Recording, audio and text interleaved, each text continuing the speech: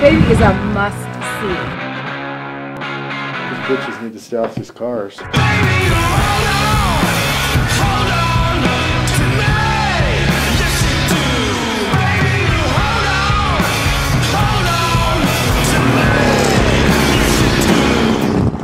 Hello and welcome to Classic Car Culture. I am Kristine, Louise, and we are in Saugus, California, and it is freezing. Here to talk to Robert Atkinson, who is a well-known and respected tattoo artist. He is also a member of the prestigious car club, which boasts members worldwide. Robert started tattooing in '92, and in '96 was invited to work at the Royal Tattoo in Denmark. He currently works at Dolorosa Tattoo in Studio City, California. Although Robert can do it all, he is known for his large-scale Japanese-inspired work. He's also married and has 2 kids. That is one busy man.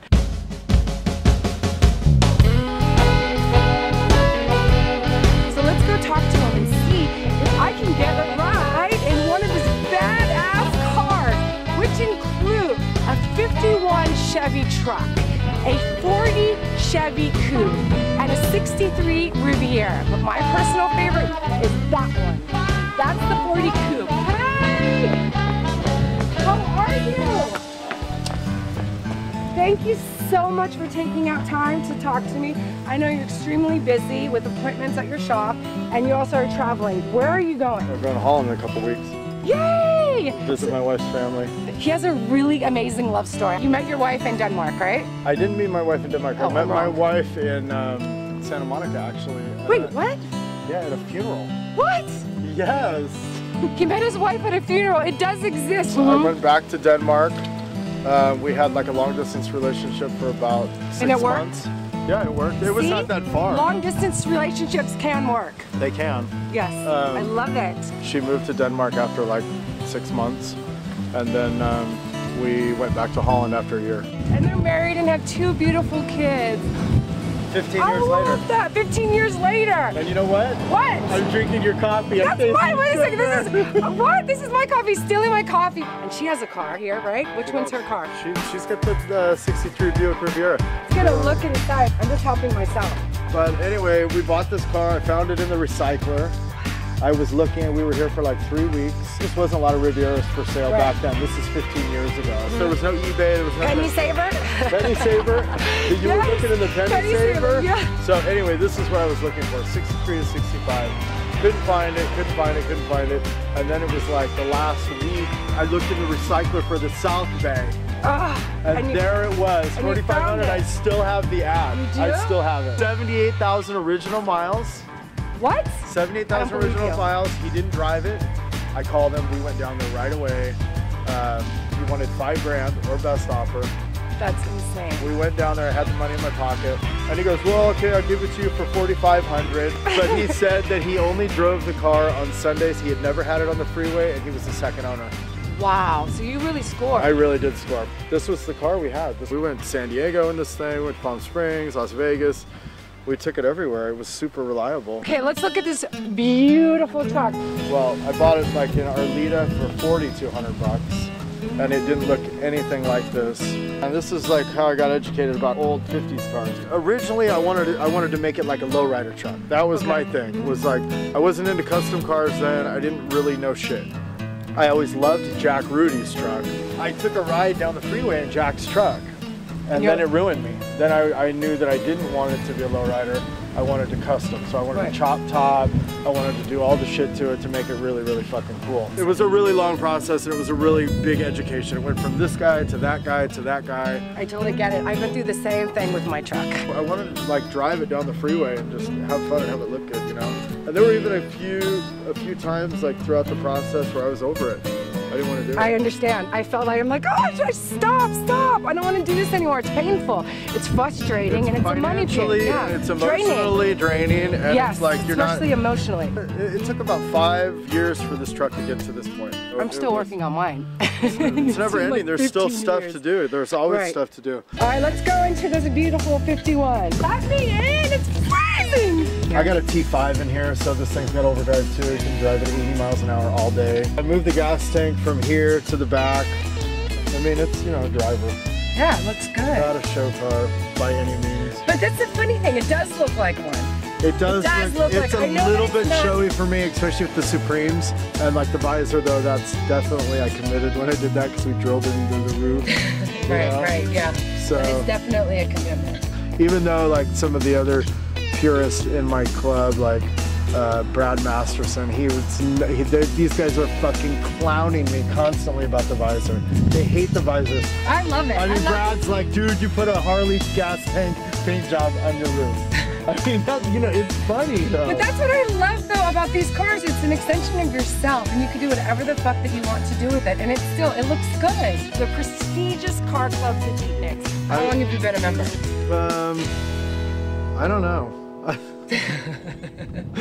think it's 4 years. Why that club? When my son was born, I had Jack Rudy tattoo his name on my neck, and I've always been a huge fan of Jack Rudy, and Brian Everett also. The style of tattooing they do doesn't have anything to do with the style of tattooing that I do. Right.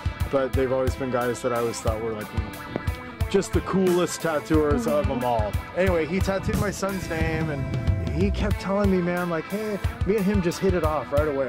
I don't know, we had the same type of like ball busting personality. So we just... Yeah, he is a super sweet guy, but a ball buster. They started the club in '92, which is the same year that I started tattooing.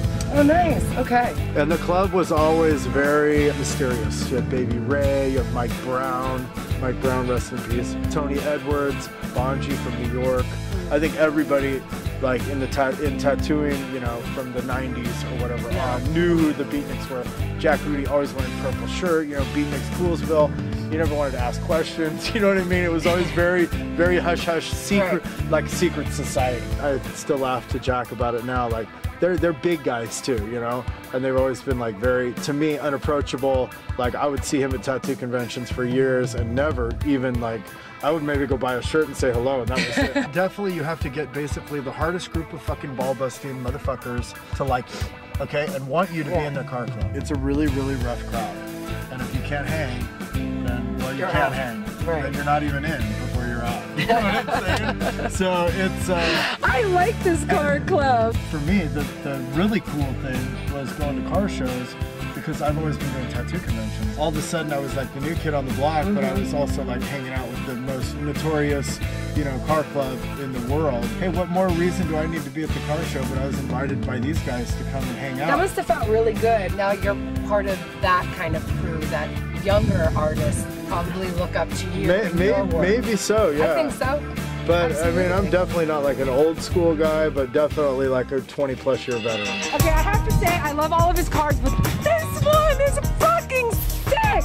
Like, I can't even, it's so fucking gangster. I can't even, I love it. It was really funny because I thought my truck was the shit until I saw this car, man. There was something about it since I first saw it that it was just super magical. It is. And I was obsessed with it. And I'm kind of pretty obsessed with it as well. And one night I was laying there and I'm like, man, that 40 Chevy of Phil's, I wonder if he'd sell it to me. He built it in the garage in Green Valley. Okay.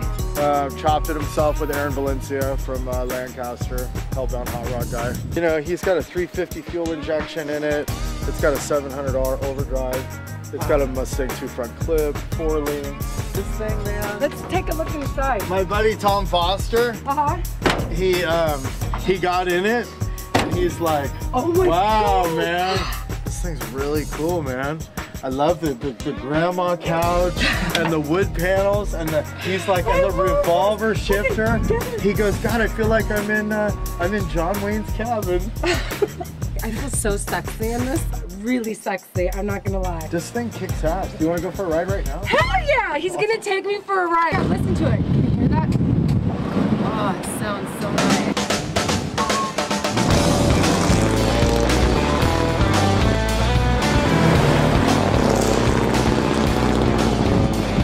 I'm seriously so fucking jealous. This car drives. It's insane.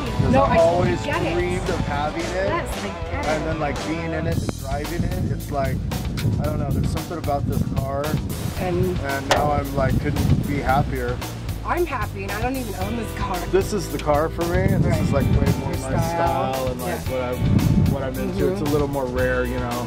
And the chop is amazing. That's another thing about the old cars for me, is being in an old car, like the experience of driving it. It's very in the moment for me, and I love that. And this car has so much soul. Just get in it and you drive. Well, and he built it for himself, and he built it right, and it was all done one time. But at least you get to enjoy it and appreciate it. You get to drive it. If you can't drive it and like have kind of a relationship with your car, I feel like it's just not. What's the point? A show car, I don't know. It's like having a Hot Wheel collection, I guess, for rich guys. It's cool. Don't get me wrong. If I had the money, I would have that shit. Me too. I'm not gonna lie. If I had the money too, I don't either. If I had the money and the space, I would be all about doing that shit. But for me, I just want to have cars I can drive that look good. He was such a pain before this happened. It almost canceled on me like about 5 times. No, only once. I had to literally go into his shop and bug the fuck out of him and say, Monday. And he was like, oh, okay. Did I? No, you think you're exaggerating. I am exaggerating. Thank you so much. You're an amazing artist and such a rad person, and your wife's amazing.